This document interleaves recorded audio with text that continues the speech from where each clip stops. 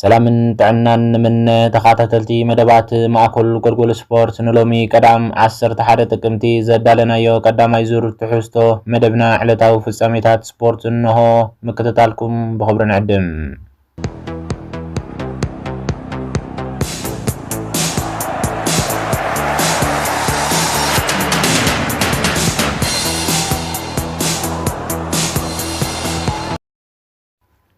ሃገራዊት ጋንታ ፈረንሳ 3-0 ኣብ ልዕሊ ኣዘርባጃን ኣብ ዘመዝገበት ተዓወት ኪልያን ምባፔ 10 ተኸታታሊ ግጥማት ሸቶ ከመዝገበ እኳ እንተኻለ ኣሰካፊ መጉዳት ግን ከም ዘጋጠሞ ተገሊጹ። ኪልያን ምባፔ ኣብ መጻሪ ዋንጫ ዓለም ትማሊ ፈረንሳን ኣዘርባጃን 3-0 ክትረትዓን ከላ ምስ ክለቡን ሃገሩን ን10 ተኸታታሊ ፀወታት ሸቶ እናመዝገበ ክኸይድ ክኢሉ ነይሩ። ይኹን እምበር ሓለቓ ጋንታ ፈረንሳ ዝኾነ ምባፔ መጉዳእቲ ናይ ዓንካሪቶ ከም ዘጋጠሙ እዩ ዝሕበር። ኣሰልጣኒ ሃገራዊት ጋንታ ዲደር ደሻምፕ ንኣጥቃዒ ክለብ ክሪስታል ፓላስ ዣን ፊሊፕ ማቴታ ንፈለማ ግዚኡ ምስ ፈረንሳ ክጻወት ኣብ 79 ደቂቕ ንሜዳ ድሕሪ ምልኣኹ ኣብ መበል 83 ደቂቕ ግን ኪልያን ምባፔ ብዘጋጠሞ ማህረምቲ ብቐጥታ ካብ ፀወታ ክወፅእ ኣገዲድዎ። መተካታ ኪልያን ምባፔ ኮይኑ ዝኣተው ታውቪን ናብ ሜዳ ድሕሪ ምእታው 70 ካልእ ጥራሕ ኣብ ሜዳ ተፃዊቱ ነተን ምባፔ ቅድሚ ዕረፍቲ ኣብ ተወሳኺ ግዜ ራብዮ ኣብ 69 ደቂቕ ዘመዝገበውን ሸቶታት ተራጉድ ሳልሰይቲ ሸቶ ከመዝግብ ክኢሉ። ኪልያን ምባፔ ኣብ ነፍሲ ወከፍ ዝሓለፈ 10 ግጥማት ምስ ማድሪድን ፈረንሳን ሸቶታት ከመዝግብ እንከሎ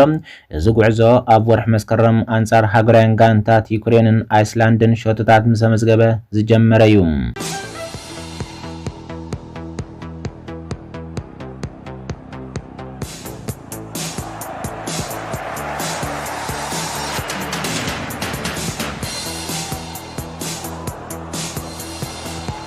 ኤርትራዊ ሽወደናዊ ኣጥቃዒ ኣሌክሳንደር ኢሳቅ ተስፋ ዋንጫ ዓለም ካስስ ኣብ ዝረኣየሉ ዘሎ እዋን ሃገራዊት ጋንታ ሽወደን ኣብ ከተማ ስቶክሆልም ብዘጋጠማ ኣዕናዊ ጽፍዒት ቃንዙ ክሓባ ኣይከኣለን።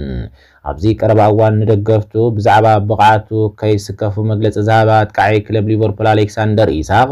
ትማሊ ምሸት ብስዊዘርላንድ 2-0 ኣብ ዝተሰዓረሉ ፀወታ ካብ ስእልታቱ ብግልፂ ዝጭነቕ ዝነበረ ይመስል። እቲ ዝተመዝገበ ስዕረት ድማ ነታ ኣሰልጣኒ ጆን ዳህል ቶማሶን ዘዕልማ ጋንታ ካብ 3 ግጥማት ሓንቲ ነጥቢ ጥራሕ ብምእካብ ኣብ ምድብ 2 ኣብ ታሕተዋይ ደረጃ ሱር ሰዲዳ ኮፍ ዝበለት ጋንታ ክትከውን ኣገዲድዋ ኣሎ።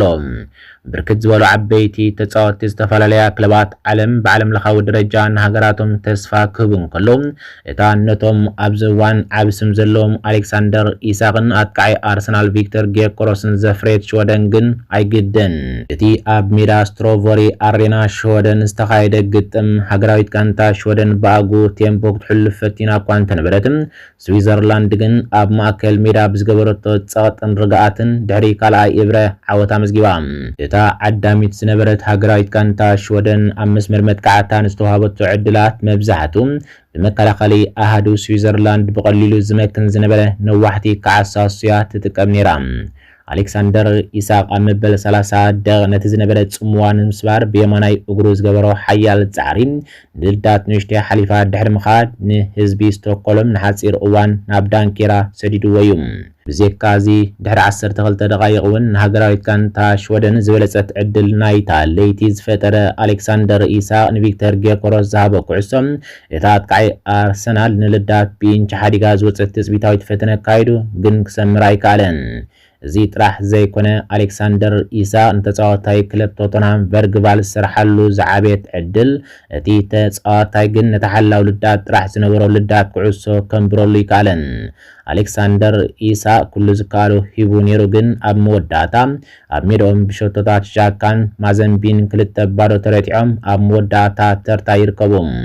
ኣብ ምድብ 2 ካብ 3 ግጥማት ስዊዘርላንድ ብምሉእ 9 ነጥቢ ቀዳመይቲ፣ ኮሶቮ ብ4 ነጥቢ ካልአይቲ፣ ስሎቫንያ ብ2 ነጥቢ ሳልሰይቲ፣ ሽወደን ድማ ብ1 ነጥቢ ራብዐይቲ ይርከባ።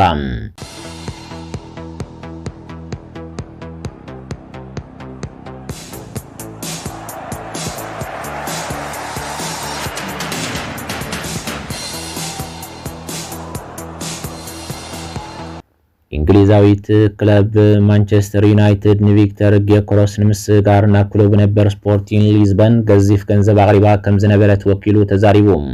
ከምዚ ዝከር ምስጋር ቪክተር ጌኮረስ ናብ እንግሊዛዊት ክለብ አርሰናል ክሳገር ከቢድን አድካምን ምንባሩ ናይ ቀረባ ተዘክሮ እዩ እቲ ሽወደናዊ አጥቃይ ምርጩ ክለብ አርሰናል ብምንባራ ምስ ክለቡ ዝነበሮ ርክብ በቲኹ ካብ ምድሸፊቱ ዕላሙ ካርም ድማ ክሳብ ደሞዙ ክገድፍ ከም ዝኻለውን አይርሳዕን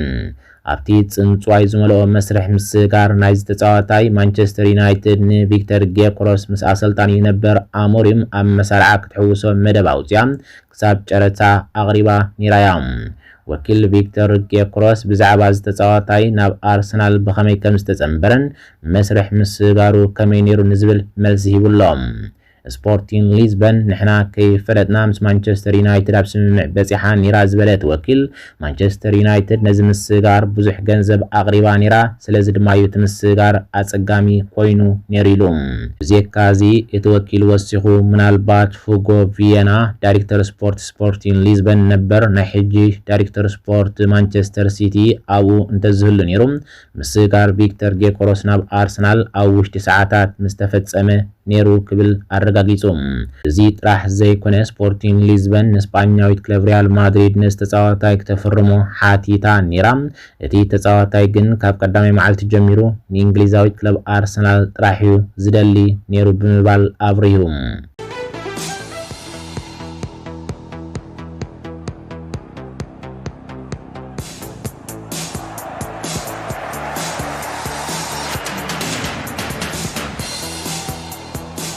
ናብካል ዜና ምስንሰግር ፕሬዚደንት ብራዚላዊት ክለብ ፓልሜራስ ሌላ ፔሬራ አመጻይ ጋብሪኤል ጆሱስ ናብታ ብራዚላዊት ክለብ ንምምላስ ዘለዎም ድሌት ንህዝቢ ይፍሊጣ እቲ ነፈለማ ግዚኡ ኣብ መጋቢት 2015 ኣብ ፓልሜራስ ዝተጻወተ ጋብሪኤል ጆሱስ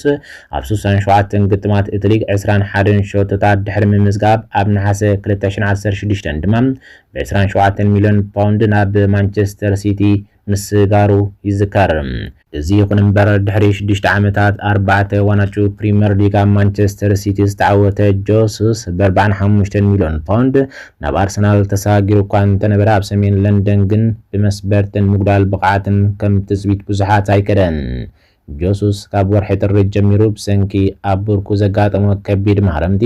ካብ ጾታ ወጻኢ ኮይኑ ከም ዘሎ ዝፍለጥ እዩ እዚ ወዲ 28 ዓመት ተጻዋታይ ግን ኣብ ዛዕመቶ ስፖርት ብዘይ ምጽዋቱ ከዓ ኣብ ሓድሽ ዓመት ናብ ቀዳሚት ጋንታ ንምምላስ ዕላማ ክህልዎ እዩ እንተኾነ ኣብዚ ቀረባ እዋን ዝወፁ ጸብጻባት ከም ዝሓበርዎ አርሰናል ነዚ ብራዚላዊ ኣህግራዊ ተጻዋታይ ክሳብ ሰነ 2027 ክተጽንሖ ከም ትደሊ ይሕብሩ ፕሬዚደንት ክለብ ፓልሜራስ ፔሬራ ኣብዚ ቀረባ እዋን ኣብ ዝገበረቶ ቃለ ምሕተት ግን ንጆሱስ ናብታ ንመጀመርያ ግዜ ሞያ ኩዕሶ እግሪ ዝጀመረላ ክለብ ክትመልሶ ከም ትፈቱ ገሊጻ ጋብሪኤል ጆሱስ ክብል ዝበለት እታ ፕሬዚደንት ነዊሕ ከይጸናሕካ ናብ ገዛኻ ክትምለስ ኣለካ ሓደ መዓልቲ ድማ ክትምለስ ኢኻ ክትብል ገሊጻ እዚ ከምዚ ኢሉ እንከሎ ድማ ካልእ ብራዚላዊት ክለብ ፍላሚንጎ ኣብ ጆሱስ ተገዳስነት ከም ዘለዋ ክግለጽ እንከሎ ናይ ፕሪሚየር ሊግ ክለብ ኤቨርተን እውን ነዛ ኣጥቃዒ ክተሳግሮ ድልውቲ ምህላዋ ኣብ ዝሓለፈ ሰሙናት ተገሊጹ ነይሩ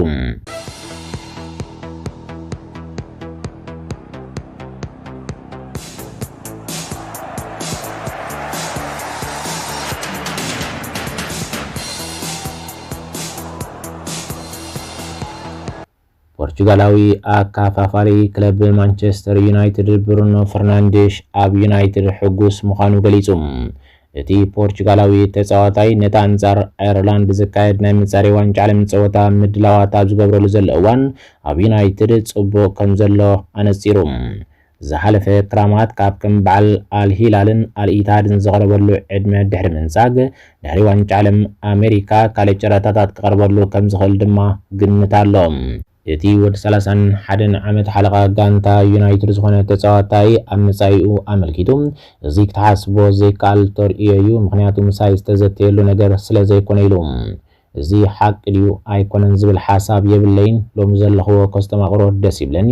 ሕጂ ድማ ተኣገዳሲ ነገር ንዓይ ንሃገራዊት ጋንታ ምውካል እዩ ምክንያቱ ምንጪ ዓቢ ሓበን ክብል ተዛሪቦም ብዘይካዚ እቲ ተጻዋታይ ወሲኹ ድሕሪ ሓደ ዓመት ካብ ዩናይትድ ወጽ ክጻወት ዲያ ይጻወትን ይትረፍ ክግምት ሎም ምሸት ክጻወት ምዃነይ ኣይፈልጥን ኢሉ እዚ ዘጨንቀኒ ነገር ኣይኮነን ኣብ ዘለኽዎ ሕጉስ እንተዘይከውን ኣይምጽናሕኩን ብቕንዕና ብሓቂ ዘሸግረኒ ነገር ኣይኮነን ብምባል ፈርናንዴሽ ኣነጺሩ መጻኢ ፈርናንዴሽ ድሕሪ ዋንጫ ዓለም ውዒ ኣርእስቲ ክኸውን ዝብል ኣርእስቲ ክህሉ እንከሎ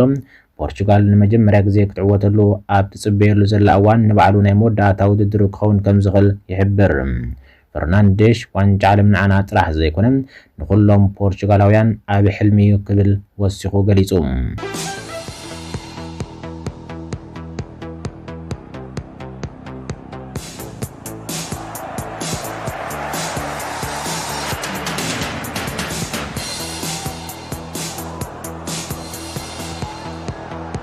እንግሊዛዊት ክለብ ቶተንሃም ኣብ ዝቕጽል መስኮት ምስጋር ናጥቃዒ ክለብ ብሬንትፎርድ ሻድ ንምስጋር ተገዳስነት ከም ዘርአየት ተገሊጹ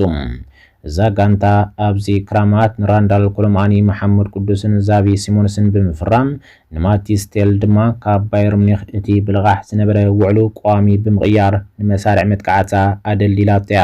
ከምዚ ዝከር ዴንማርካዊ ኣሰልጣኒ እታ ክለብ ቶማስ ፍራንክ ኣብዚ ቀረባ መስኮት ምስጋር ኒውኣን ዊሳን ብራያን እምብሞን ናብ ሰሜን ለንደን ሒዙ ክመጽእ ድሌት እኳ እንተነበሮም እንተኾነ ግን እዞም ክልተ ተጻወቲ ናብ ኒውካስትል ዩናይትድን ማንቸስተር ዩናይትድን ተጸንቢሮም ኣለዉ ይኹን እምበር ቶተንሃም ንፍራንክ ምስ ሓደ ካብቶም ናይ ቀደም ተጻወቱ ዳግማይ ክትራኸቦ ትኽእል እያ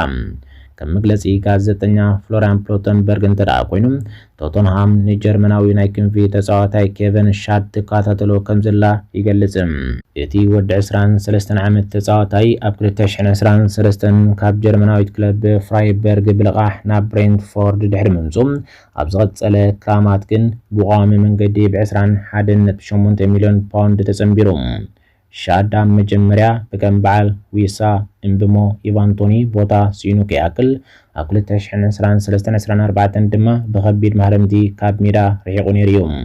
ካብ ሽዑ ጀሚሩ ግን ኣብ ምዕራብ ለንደን እግሩ ብምርካብ ካብ 82 ጸወታት ንብሬንትፎርድ 15 ሾቶታት ብምምዝጋብ 5 ኣሲስት ድማ ኣበርኪቱላ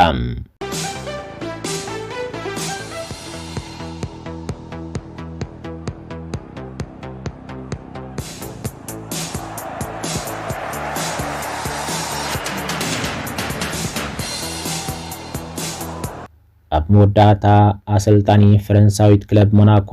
ኣዲ ሃተር በታ ፈረንሳዊት ክለብ ካብ ስልጣኑ ተኣልዩ ከም ዘሎ ተገሊጹ እዚ ኦስትሪያዊ አሰልጣኝ ኣብታ ክለብ ክልተ ሙሉእ ዓመታት ብምሕላፍ ኣብ ክልተ አጋጣሚታት ድማ ናብ ቻምፒየንስ ሊግ ኤውሮፓ ክትሓልፍ መሪሕዋ እዩ። ሕጂውን እዚ አሰልጣኒ ኣብ ደሓን ዝኾነ ቦታ ማለት ኣብ ሊግ 1 ፈረንሳ ካብ መርሐይት ናይቲ ሊግ ዘላ ፓሪስ ሰንት ጀርመን ብ3 ነጥቢ ጥራሕ ድሒራ ኣብ 5ይ ደረጃ ከላዩ ዝባረር ዘሎ ኣብ ሞናኮ ኣብ ክራማት 2023 ንፈለማዋን አሰልጣን ኮይኑ ዝተሸመ ሃተር ኣብ ቀዳማይ ዓመቱ ነታ ክለብ መሪሑ ኣብ ሊግ 1 ፈረንሳ ካልኣይ ደረጃ ክትሕዝ ኣኺልዋ እዩ። ብዘይካዚ ዝሓለፈ ዓመት ኣብ ቻምፒየንስ ሊግ ኤውሮፓ ዝተሓዋወሰ ብቕዓት እኳ ተመዝገበት ኣብ ሊግ 1 ፈረንሳ ግን ሳልሳይ ደረጃ ክትሕዝ ልዑል ተራ ተጻዊት እዩ። ይኹን እምበር ኣብዚ ዓመቱ ስፖርት ዋላ እኳ እታ ክለብ ገለ ጽቡቕ ውጽኢት ተመዝገበት ብፍላይ አንጻር ስትራስበርግ ዝተመዝገበ ብቕዓትን ዝሓለፈ ሰሙን ድማ አንጻር ኒስ 2-2 ዝወጽሉ ግጥም ንስልጣኑ ነቓዕ ዝፈጠረ ምዃኑ ተረጋጊጹሎ። እታ አሰልጣኒ ድሕርቲ ኣብ 2017 ነታ ክለብ መሪሑ ናብ ዋንጫ ሊግ 1 ዝመርሓ አሰልጣኒ ሌናርዶ ጀርዲም ንነዊሕ እዋን ኣብ ሞናኮ ዘገልገለ አሰልጣኒ እዩ።